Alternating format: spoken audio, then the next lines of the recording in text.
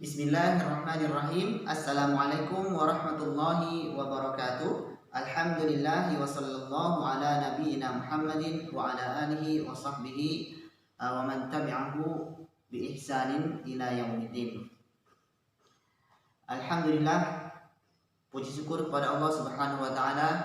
Hari ini kita sudah sampai pada penghujung pembahasan makharijul huruf, yaitu dua makhraj terakhir yang juga merupakan makhraj yang sentral yang perlu diketahui dan dikuasai oleh kita semua sebagai pelajar Al-Quran. Sebelumnya, Alhamdulillah hari ini adalah hari Jumat. Tidak lupa kami mengingatkan agar selalu menjalankan semua sunnah-sunnah yang berada di hari Jumat, seperti mandi, kemudian sholat Jumat dan juga sunnah-sunnah di hari Jumat, kemudian membaca surah Al-Kahfi, bersedekah, bersolawat kepada Rasulullah SAW, dan semua amal ibadah sunnah-sunnah lainnya. Semoga Allah mengistiqomahkan kita dalam semua amal ibadah dan juga kebaikan, baik yang besar maupun yang kecilnya. Tentu dengan mengharap taufik dan inayah dari Allah Subhanahu wa taala. Kita buka pembelajaran kita dengan doa sebelum berkegiatan. Bismillah, dengan menyebut nama Allah. Anak-anak saleh dan salihah, huruf terakhir, makhraj terakhir dua adalah yaitu makhraj rongga mulut dan rongga hidung. Hurufnya tidak banyak, yaitu hanya mim dan nun untuk rongga hidung, mim tasdid dan nun tasdid.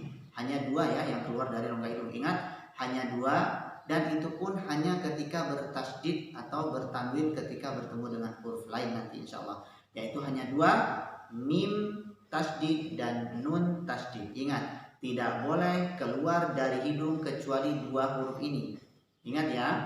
Nah, insyaallah nanti makanya Ustaz akhirkan pembahasan ini karena ini sangat penting, yaitu tidak boleh keluar dari hidung kecuali dua huruf, nun bertasdid dan mim bertasdid. Selainnya semuanya dari rongga mulut. Adapun sebagai ciri-ciri dari rongga mulut adalah makhraj rongga mulut, yaitu harokat fathah, kasroh, dan dhammah, atau kita baca a, i, u.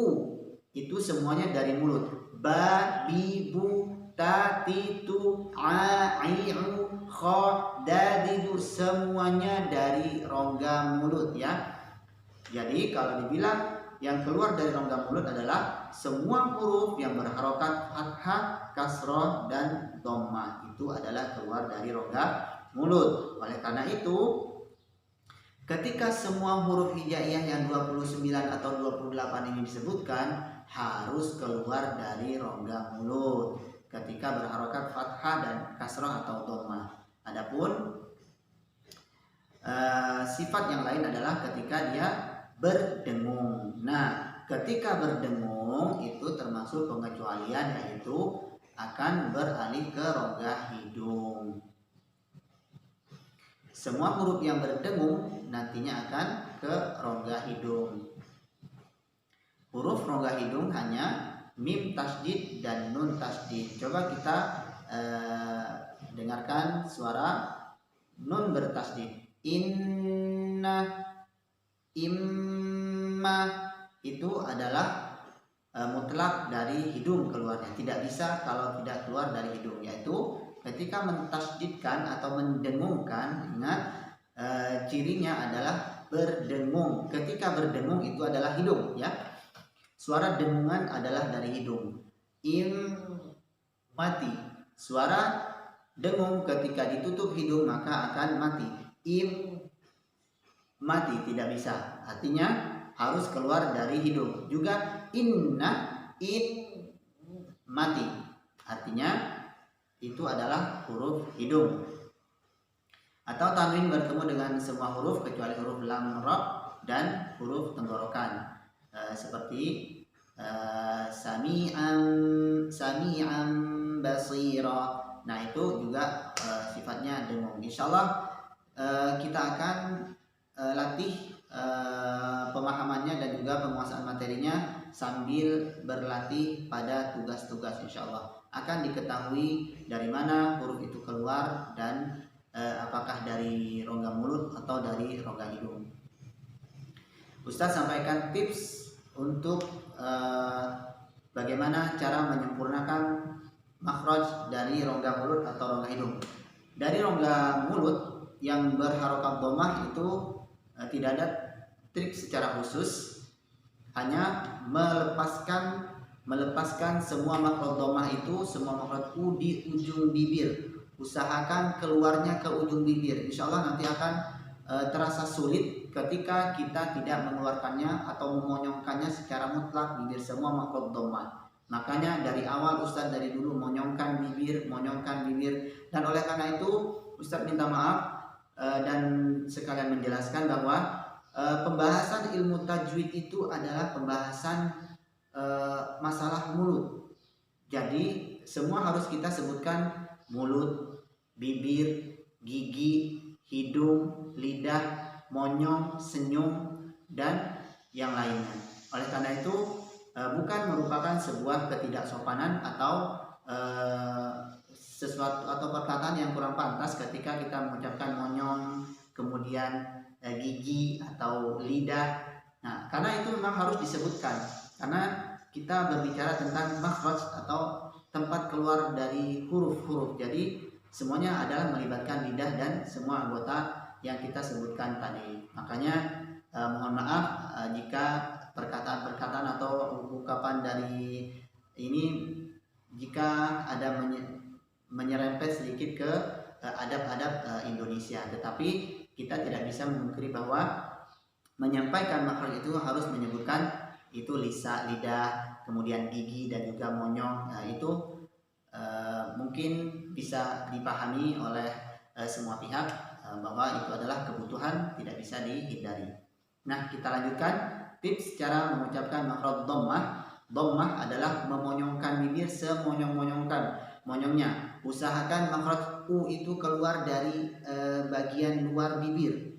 Kalau masih dari dalam mulut itu tidak bisa, maka harus ke ujung bibirnya yang keluar. Ini berfungsi nanti ketika makhraj yang lain berharokat dhammah di akhir-akhir kata.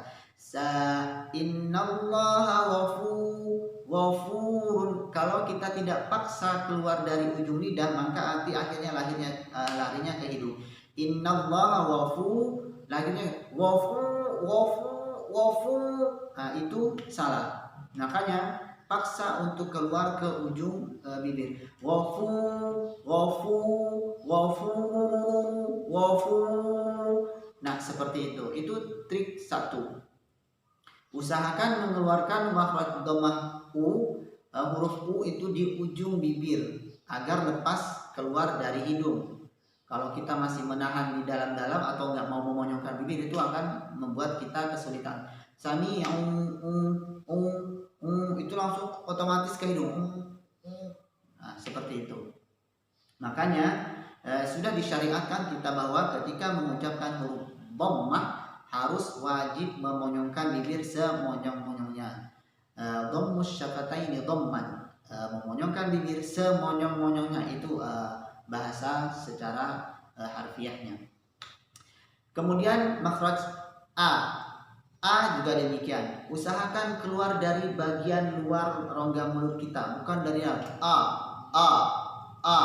tapi bagian luar a, dan juga mangapnya juga tidak terlalu mangap.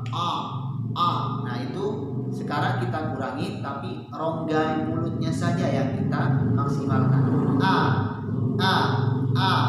Tidak perlu tetapi rongganya usahakan di bagian luar ya, keluarnya a'udzu. Kemudian itu tuh fathah. Sekarang yang khusus yang paling spesial dan harus diketahui triknya adalah makhraj i. Itu adalah kombinasi antara kasroh dan huruf ya kasroh dan ya.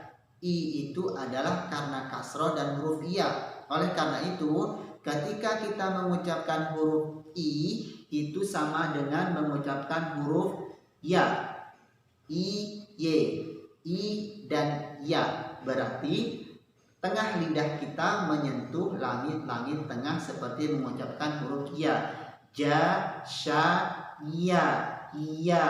Baru kita kasih harokat kasroh i. Itu otomatis akan keluar dari rongga mulut, tidak akan lari ke hidung lagi. Kalau kita angkat tengah lidah seperti mengucapkan huruf ya, itu otomatis akan keluar ke rongga mulut i-nya, yaitu i, kasih huruf ya, i. Tetapi kalau tidak dikasih huruf ya, nanti akan dia susah. I nanti akan ke hidung. Insyaallah seperti itu ya. Dhammah, memonyongkan bibir semonyong-monyongkan monyongnya, dan mengeluarkan makhraj u-nya usahakan ke ujung bibir. Kemudian fathahnya dari rongga mulut, usahakan juga di bagian depan rongga mulut. A, bukan dari bagian bawah belakang. A, tetapi a. Juga rongganya tidak usah terlalu mangap. A. Sekarang arahkan untuk mengeluarkan di rongga mulut. A. Kemudian I adalah menurunkan rahang. I rahangnya diturunkan ya. Maaf tadi terlewat, yaitu menurunkan rahang. I kemudian membuat mengikutkan huruf iya. I mengangkat tengah lidah. I. Nah, a, i, u. Ternyata akhirnya molor juga waktunya. Saya sudah percepat bahasanya agar menghemat waktu. Ternyata pembahasannya jadi panjang sekali. Nah, anak-anak soleh dan solehah, insya Allah sambil kita mempraktekkan dengan beberapa bacaan, baru kita akan sambil analisa huruf itu keluar dari mulut atau dari hidung. Maka insya Allah Ustadz sudah punya alasan untuk menilai bacaan kalian lebih detail. Dari dulu Ustadz tidak bisa berani menilai secara detail apakah huruf itu keluar dari hidung atau dari mulut, atau sudah benar atau salah secara makhraj, karena Ustadz belum menyampaikan materi.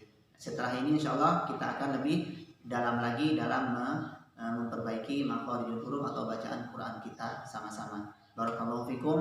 Ustaz mohon maaf jika ada kesalahan dalam menyampaikan materi ini, semata-mata menyesuaikan dengan tingkat usia anak-anak kita. Semoga bisa dipahami dan semoga bisa dimaklumi jika ada kesalahan.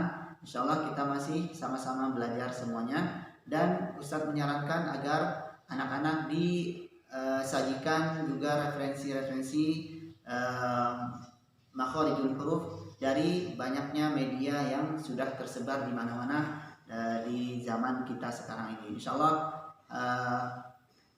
hari ini kita sudah sangat mudah untuk mempelajari ilmu tajwid ini. Silakan dibuka referensi dari manapun dan juga mencari guru-guru yang terbaik yang menjaga kualitas makharijul hurufnya. Barakallahu fikum. Kita akhiri perjumpaan kita dengan doa kafaratul majlis. Subhanakallahumma wa bihamdik, asyhadu an la ilaha illa ant, astaghfiruka wa atubu ilaik. Sekali lagi mohon maaf, kita sampai ketemu pada tugas-tugas berikutnya. Wassalamualaikum warahmatullahi wabarakatuh.